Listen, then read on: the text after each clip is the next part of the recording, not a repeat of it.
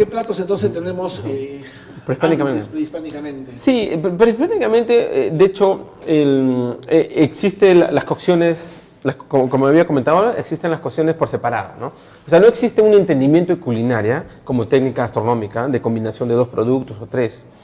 Entonces, lo que se hace ahí es desarrollar alimentación a través de patrones, de cocciones y separados, ¿no? Por ejemplo, en un lado tenías la alpaca y la podías hacer al rescoldo, a la piedra, a la brasa. Es decir, a la distancia con el pollito, ¿no? O el cerro del palo que le llaman ahora. Entonces, eso, o sea, lo cocías, lo hacías girando o lo botabas a la piedra directa. Podría ser como el antiguo sartén. Nada más. Y de ahí en el proceso seguramente le han hecho una o otra hierba y ya está, ¿no? Porque sal no le echan en esos momentos, en algún momento sí que sí se registra que la sal no lo echan en el alimento, sino que lo lamen de la piedra directamente. Y de ahí, por ejemplo, por separado, en momentos prehispánicos hacían la quinoa, podríamos decir, ¿no? Entendían que la tenían que tostar, ¿no? Por eso es maíz tostado, o la podían cocer en agua. Entonces sacaban eso, más la alpaca, y ya tenían dos alimentos que los comían por separado. Entonces, eso no obedece a una técnica culinaria, ¿no? O sea, una técnica de cocción, nada más de preparación, y la ingesta es independiente. Y así se hacía, por ejemplo, con el pescado, también lo mismo, ¿no? En Caral también registran lo mismo, cocciones aparte. Ponemos también la misma lapa, también sí se registró que la lapa la han puesto en el rescoldo, ¿no? Sí se registró arqueológicamente que las lapas, hace 3.000 años, 3.500, la ponían en el rescoldo o en la leña directa, la ponían ahí, la cocían muy rápidamente y pum, se la metían en la boca. ¿Sí? Así como que también el mismo pescado crudo, como se registra también en la cultura mochica, en algunas crónicas, ¿no? Que lo comían crudo y se ponían un poquito de tumbo, ¿no? Ahí un poco de sal de maras y un huacatay o chichipa en la boca y ya ahí tenías el ceviche primitivo, ¿no? O prehispánico, ¿no? Esto está registrado en las crónicas, en algunas crónicas que describen la cultura mochica y también podemos trasvasarlo para la cultura chiribaya o todo este territorio de Arequipa, ¿no? Porque siempre existen, o sea, singularidades y también se van desarrollando cosas en paralelo, ¿no? Al igual que ha ocurrido aquí en Caral, Mesopotamia, y se han desarrollado las mismas culturas, las mismas ideologías, los mismos sistemas de alimentación. Siempre la sabiduría popular era importante, ¿no? Y la necesidad de subsistir y tener que utilizar los alimentos que tenías a la mano, ¿no? O sea, en tu territorio, sí, podías alcanzarlo y allá en el camino ya ibas domesticándolos y desarrollándolos, ¿no? Adaptando el territorio, adaptando y mejorando el producto también, ¿no? El producto nunca ha sido siempre el mismo, ¿no? O sea, de hecho, la quinoa ha sido súper silvestre, incomible, me imagino, en ese momento, o hasta quizás ha tenido que ser, o sea, no alimenticia, ¿no? Y han tenido que ir modificándola, sembrando, domesticándola, ¿no? Por eso existe el contacto humano. Y de ahí existen varias técnicas que les había comentado, la pachamanca debajo de la tierra, ¿no? Nuevamente con la tierra, ¿no? Contacto con la tierra, con la madre, la guatilla o la guatia, que es sobre torrones, como un horno, y de ahí al palo, vía inducción, ¿no? O sea, leña, directo, en piedras, o lo separas 40 centímetros, 50, lo vas girando para que tenga una cocción mucho más tranquila, vía inducción. Entonces, esas son las técnicas y los productos, como te digo en resumen, eran cocciones aparte y la ingesta era aparte, ¿no? Y de ahí ocurre de que sí, en el camino se registró, por ejemplo, algo muy interesante, que las laguas, ¿no? Las laguas, que ya son cocciones o sopas tipo espesas, mazamorra, que evidentemente descienden desde el altiplano, ¿no? Y eso ya se encontró con el Nuevo Mundo, con una sopa más criolla y finalmente se encuentran ahí a nivel ya colonial los chupes, ¿no? Se desarrollan los chupes, pero los chupes tienen antecesores prehispánicos. De hecho, los chupes se comían en Bolivia y en Perú y eran cocciones muy fuertes, muy barrocas, con muchos productos. Laguas, así se llamaban. Sí, las laguas eran sopas tipo mazamorras, ¿no? Es como lo que tenemos ahorita el vestigio de la sopa de chuño, la chochoca, el maíz, ¿no? En el altiplano son aún un poquito más toscas, no tienen muchos aderezos como lo tiene criollamente en Arequipa, pero antiguamente era la misma mazamorra con su lomo de alpaca o de llama o hasta de guanaco, y ya está, ¿no? Una papa y ya tenías tu lagua. Era una mazamorra, sopa. Uh-huh. Y de ahí también encontramos ahí otro vestigio muy interesante del que sí puedo hablar, y de hecho es un tratado mucho más largo. Tenemos los chupes, las laguas que ya van desarrollándose. Poco a poco tenemos el sango, que antiguamente se llamaba sanco, y que de hecho aquí en la gran cocina de los incas, Rosario Olivas, habla sobre el sanco, ¿no? El sanco, que lo tenemos ahora, es de trigo, ¿no? Antiguamente el sanco era, a nivel prehispánico, el sanco era de maíz, semi tostado, a la ancana, chancado, y un poquito de salsita, agüita, y formabas un terroncito. Y ese era el sanco. Y así solamente... De maíz semi tostado, ¿sí? Formado como una barra o una esfera proteica actualmente, ¿no? Y eso lo guardaban y lo comían en el camino, por decir, los chasquis, y lo disolvían en el agua y les servía de alimentación. Los arrieros también, seguro. Y seguramente los arrieros y todos esos patrones, digamos, esas personas han podido alimentarse de ese sistema de alimentación. Entonces, ¿qué es lo que ocurre? El sango también apareció a nivel prehispánico, y lo tenemos ahorita contemporáneo, ya en sus terceras, cuartas derivadas, ya no con maíz tostado, sino con trigo, con manteca, con leche, pasas que se trajo de Europa y se fue fusionando. Pero el sanco apareció a nivel prehispánico, era de maíz semitostado, y que yo me moría por rehacerlo, o sea, hacerlo nuevamente a través de las lecturas, las crónicas, y cuando voy al Colca a visitar a mi suegro, me dijo: Roger, vamos a hacer sango un día, me dice. Ah, perfecto, buenísimo, ¿no? Pero yo lo voy a hacer, me y me enseña a hacer como se hacía prehispánicamente. ¡Guau! Dije, o sea, yo muriéndome por elaborar esa preparación antiguísima, que es mucho más modesta, mucho más sencilla, a veces la sencillez en la máxima sofisticación, y bueno, yo pues conocía cómo me hacía, ¿no? Actualmente, pero él lo hizo tal y como lo había leído en las crónicas. ¿Cómo es? O sea, en Colca siguen preparando el sango prehispánico. ¿Qué tal? Alucinante. Y debe haber varias cosas más todavía. Muchísimas cosas por descubrir. Ahí tenemos, por ejemplo, la ocopa también, que es un alimento que tiene origen, ¿no? Origen prehispánico, ¿no? De hecho, la ocopa no era... La ocopa, pues, ahora es una crema, pero finalmente la ocopa a nivel prehispánico era la taleguita, en donde llevabas el ají mirasol, su canchita, su maní, que también es un producto peruano prehispánico, y podría ser la hierbita del huacatá y la chichipa.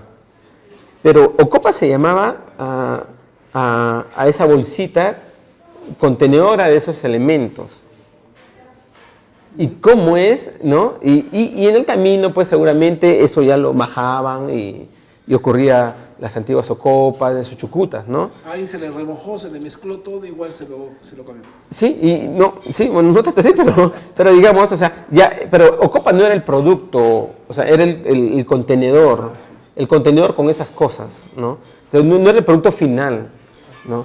Entonces, esa era ocopa, y ahí también esto está registrado. Y ya va evolucionando, le van aumentando el queso, las galletas, no sé, cosas más, hasta el huevito encima, ¿no? Ya se va decorando, ¿no? Entonces, esos son productos que aparecen a nivel prehispánico. El otro tema es el rocro, mejor dicho, el locro. El locro que todo buen arequipeño come. De hecho, tú vas a una picantería y los únicos, pregúntale a la cocinera o a la picantera, los únicos que piden un locro o un estofado o un caldo de gallina a lo arequipeño con chuño, yuca, todo, son auténticos arequipeños. Entonces, ahora vemos de que el locro lo piden los auténticos arequipeños, pero el locro ya había aparecido a nivel prehispánico y se llamaba rocro. Y deja deducir hipotéticamente de que ese antiguo rocro era pues de papa chancada, toscamente, como es actualmente también, ¿no? Es que esos patrones también me interesan, ¿no? Y es papa chancada, y sí lo hacían con tripas de llama o de alpaca, y su carne de llama alpaca también, ¿no? Y con el mismo ají rehogado, tostado, ahí, ¿no? Y en esos momentos no había ajo ni cebolla, evidentemente, y todo eso lo combinaba. Una que otras hierbas por ahí, y ya tenías ya ese antiguo rocro.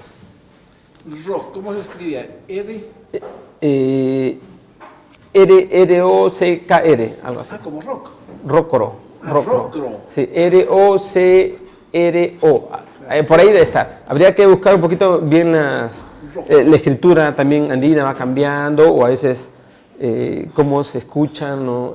Cómo se lee. Pero era rocro, ¿no? Entonces, ese rocro también era un plato muy delicioso para la cultura incaica, para los incas, ya no para los preincas.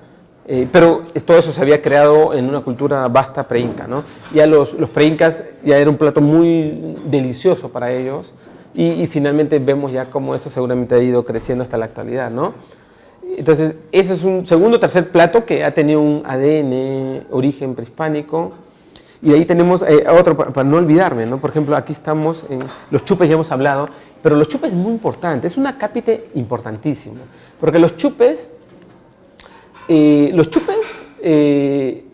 son como super sopas, no son sopas ni caldos, son super sopas, son sopas muy sabias, es como la abuelita, ¿no? De hecho, como dice Gastón, es lo mismo. Entonces, son muy sabias, son densas, espesas en sabiduría, condensadas, ¿no? Y los chupes derivan de las laguas altiplánicas, ¿no? Y de algunas sopillas, me imagino, más de costa, ¿no? Más suaves, flácidas, por el temperamento del territorio, ¿no? No comes algo muy caliente ni cargado, ¿no? Entonces, los chupes, por eso que los chupes son aguados y espesos, comparten esa ideología de la estructura de oposición andina, ¿no? El sol, la luna, el fuego, el calor, el aguado, el espeso, ¿no? De ahí tienes de que el chupe tiene el aderezo que te pica papilarmente, ¿no? Y ahí tienes la papa que te dosifica también, ¿no? Un chupe siempre tiene un aderezo muy fuerte, muy marcado, ¿no? Eso lo conocemos, todos los chupes de cada día. Y Arequipa es el territorio de más cantidad de chupes en todo el Perú. O sea, Arequipa no solamente tiene un chupe por cada día, que eso ya es algo muy importante, dogmático, paradigmático para la sociedad, porque ha logrado trasvasar su alimentación hacia una forma de vida, de ser, sino que los chupes finalmente han terminado siendo una gran cantidad. O sea, Arequipa es un territorio, es una madre picantera, literalmente. Arequipa es una madre, es una mujer, y una mujer cocinera, que sabe alimentar a sus hijos y a su familia, de todo un territorio. Y en ese sentido ha elaborado no 7 ni 5 chupes, más de 54 o 56 tipos de chupes distintos. O sea, de super sopas, ¿no? Y el más ceremonial, el más señorial, el más contundente, el más fuerte, el más renacentista, podríamos decir, el crisol, es el chupe de camarones, ¿no? Y de ahí tenemos un chupe de cada día que también representa un territorio, a una costumbre, ¿no? El chuño, el altiplano, ¿no? El chairo también, que los encontramos en territorios andinos.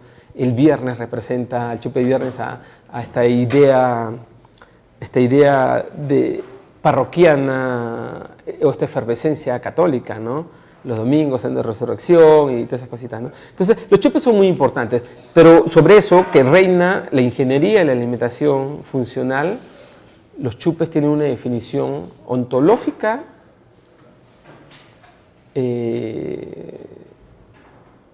quechua, ¿no?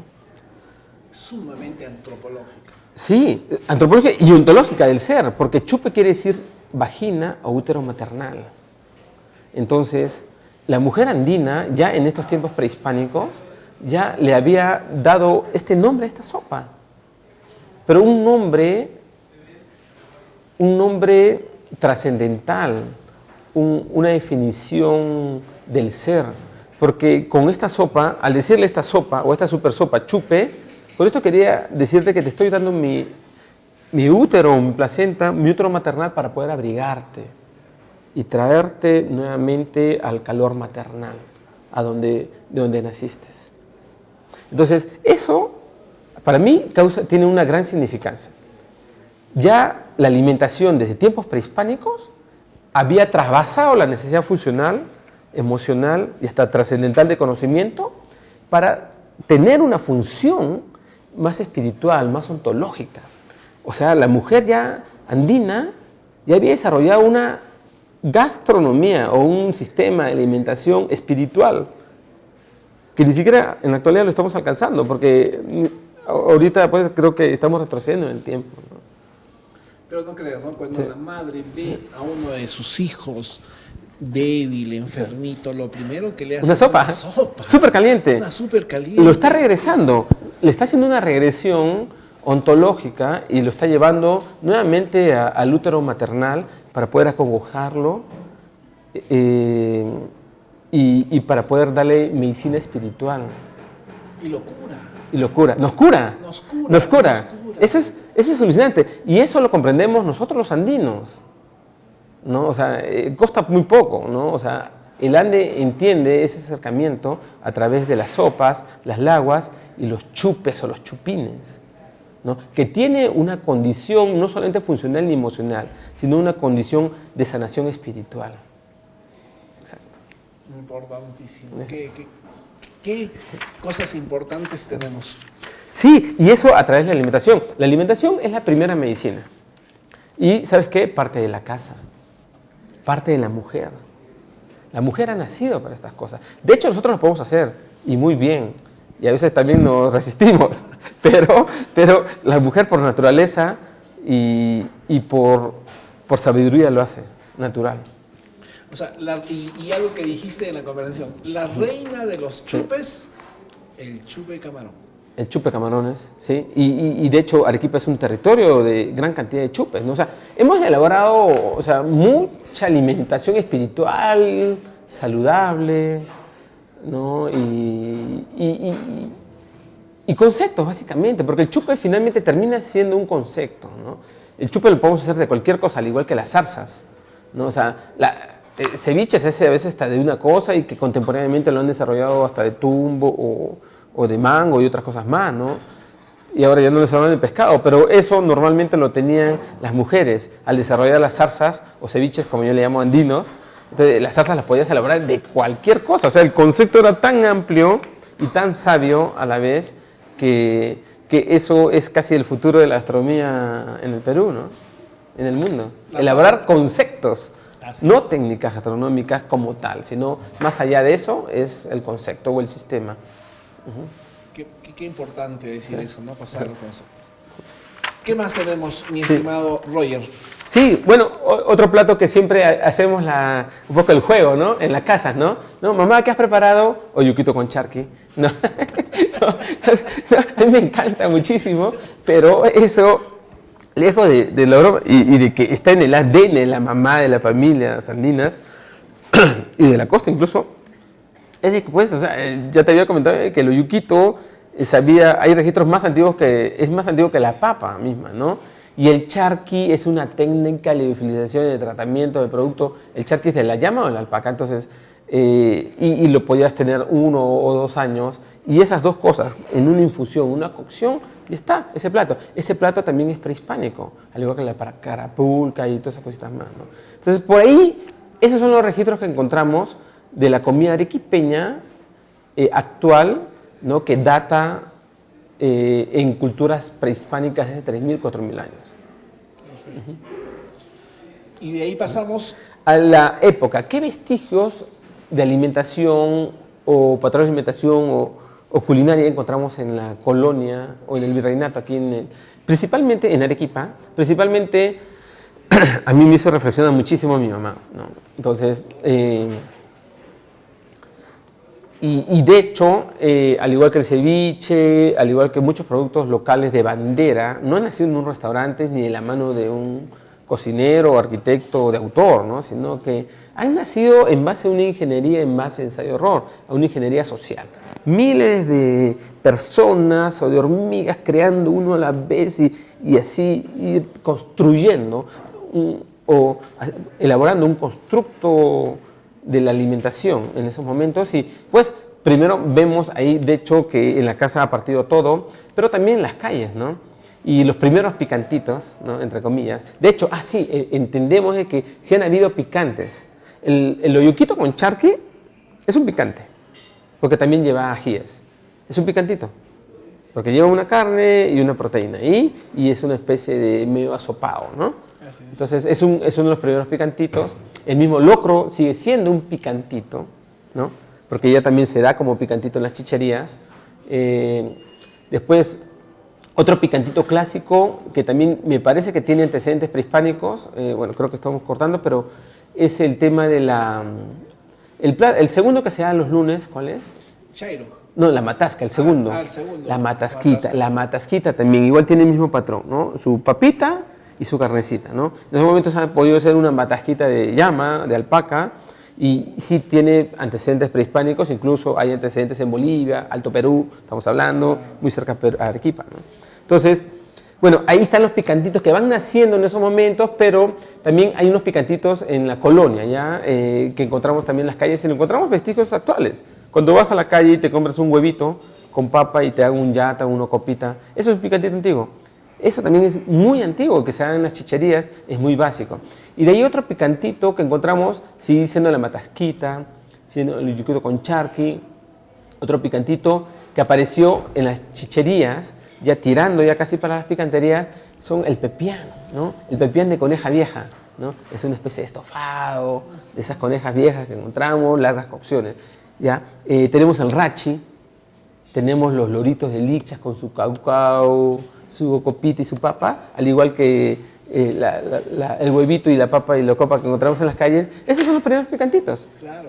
Eso. Y de ahí tenemos también otro picantito un poco más glamuroso, digamos, de alguna manera, que se dice que es un picante de camarones, y también le denominamos, o es parecido al moqueguano, ¿no? Que no hay en Moquegua, sino es solo de Arequipa, y también tiene la estructura de tener papitas, es un guiso, ¿no?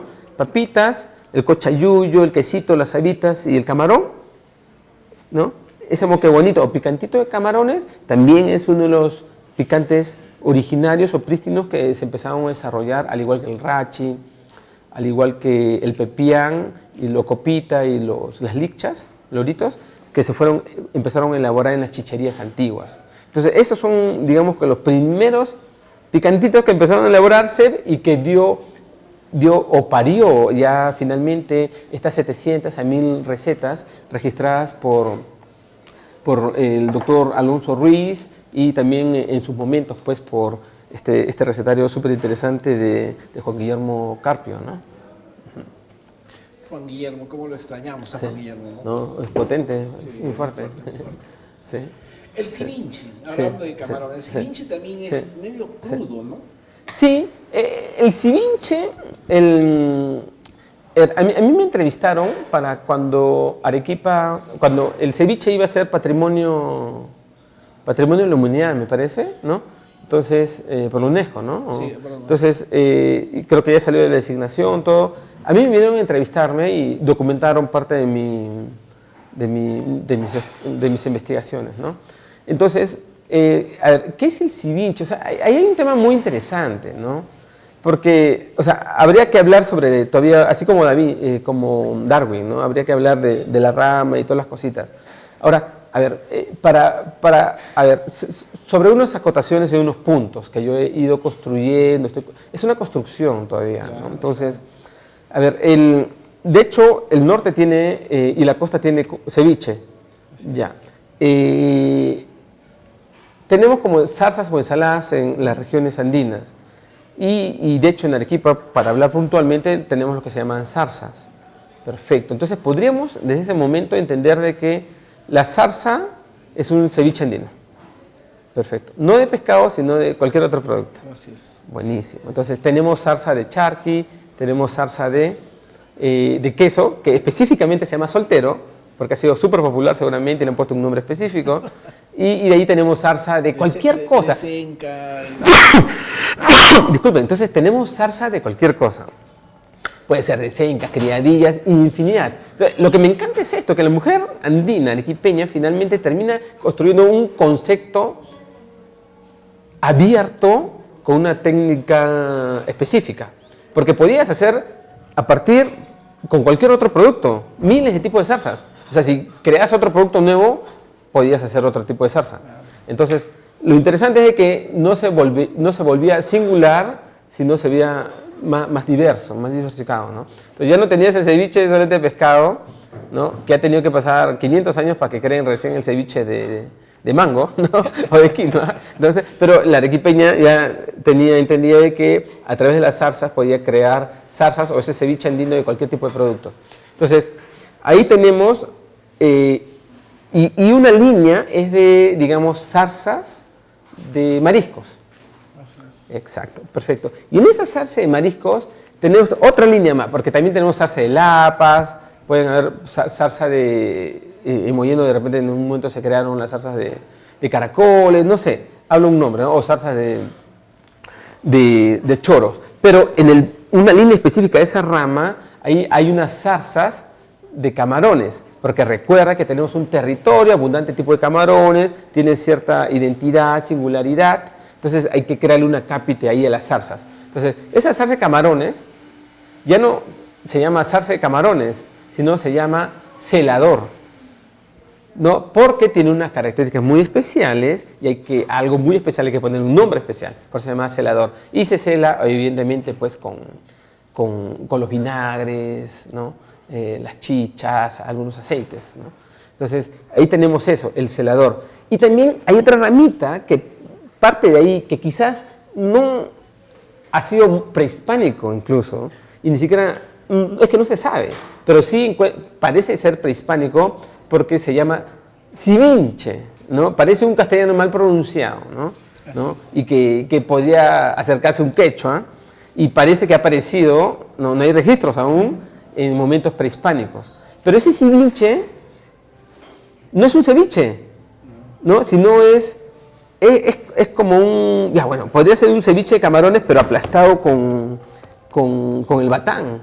Es totalmente distinto a lo que podría ser un ceviche, ¿no? Entonces, el celador finalmente termina siendo un ceviche de camarones, celado con aceites, no con limón, ¿no? Aceites, vinagres, y el civinche es otro tipo, ¿no? O sea, parece que es la abuelita, algo así, la abuelita andina de los ceviches, porque coges los camaroncitos, le pones chicha, un poco de ruda, orégano, ¿no? Rocotitos, ajíes, y lo vas chancando. Lo trituras, parece algo muy extraño, ¿no? Como unas conchas negras, así medio oscuro, chancado, porque lo chancas con el batán andino, prehispánico, y eso es un civinche. Entonces, son cosas muy raras, muy distintas que podemos encontrar aquí en Arequipa y de que pertenecerían también a esa familia de los ceviches, ensaladas, ¿no?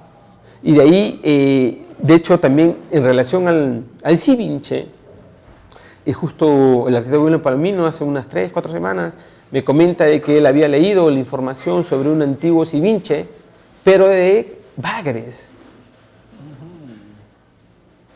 Y nuevamente tiene sentido, porque los bagres son algo muy común también que los encontramos en las acequias limpias, blancas,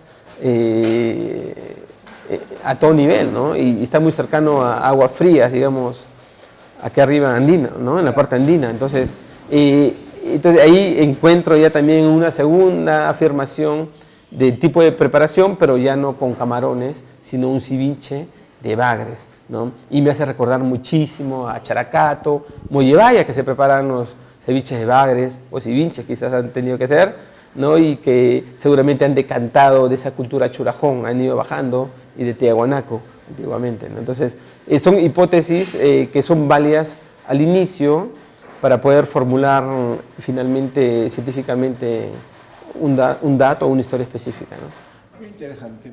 Entonces, de ahí pasamos a la